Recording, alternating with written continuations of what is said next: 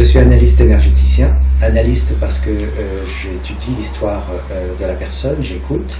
ce qu'elle a vécu, ses expériences, son histoire familiale, les faits qui ont été disséminés depuis sa naissance jusqu'à aujourd'hui. Et je suis énergéticien, c'est-à-dire que je libère la mémoire cellulaire qui est attachée à cette charge qui a été engrammée émotionnellement, intellectuellement, conséquentielle de cette histoire. Donc j'ai mis en place un concept analytique qui s'appelle la thérapie archétypale qui en fait met en place une dynamique archétypale passant de la reconnaissance des problématiques humaines à la ressource qui va avec ces reconnaissances. Par exemple, une personne qui est dans la dépendance est pour moi une personne qui travaille la liberté. Une personne qui est dans le doute est une personne qui cherche la foi. Une personne qui est dans la tristesse est quelqu'un qui travaille la joie.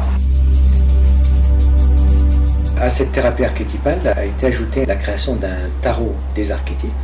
qui est en fait l'illustration de ces 22 ressources humaines. Donc 22 cartes qui ne sont pas des cartes de divination mais qui sont des cartes de socialisation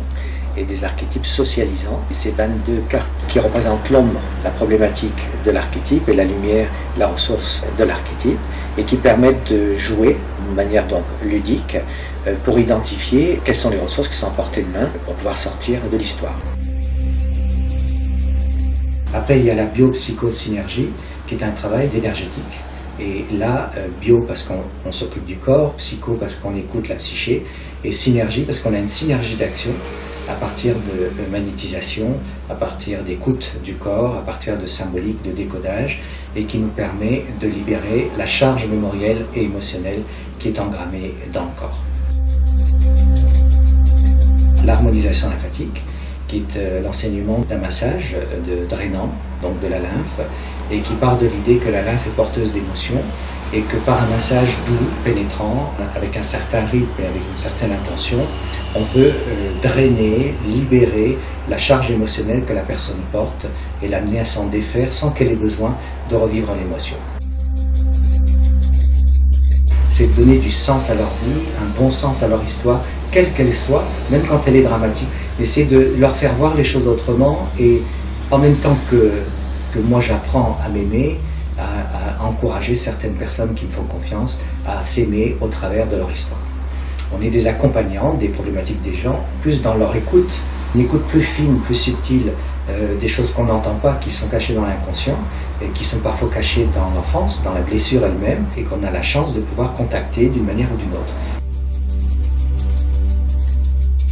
Vraiment, l'objectif de la thérapie archétypale et de mon intention, en tout cas dans la thérapie archétypale, c'est de me servir de la lucidité sur la problématique des gens pour reconnaître leur capacité dans les ressources qu'ils portent, que leur famille porte, que le peuple, que les gens portent, que la population porte, pour aider à mettre ça en émergence, pour aider à optimiser les ressources, pour aider à éveiller les qualités et les potentiels, plutôt que de continuer à soigner, à alimenter, à investir sur les problématiques. Comprendre ça, dépasser ça, libérer ça, détacher ça dans les cellules jusqu'à un pardon cellulaire amènera à ce qu'il y ait une résonance sur l'archétype même du pardon au niveau collectif. Dans mon choix d'écrire ce livre sur le pardon, il y avait le choix de zoomer sur un de ces archétypes en profondeur et de parler du pardon dans un sens différent du pardon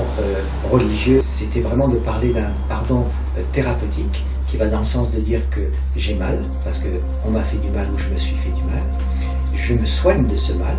et quand je me suis soigné, je peux dire à celui qui m'a fait du mal, ou à ceux qui m'ont fait du mal, qui peuvent être une partie de moi-même, mon enfance, ma famille, etc. Je peux dire, je me libère de vous, je me libère de ce mal, et je vous libère de mon mal, et même si vous êtes d'accord, si vous en êtes conscient, on va libérer la terre de notre histoire. Et je pense que cette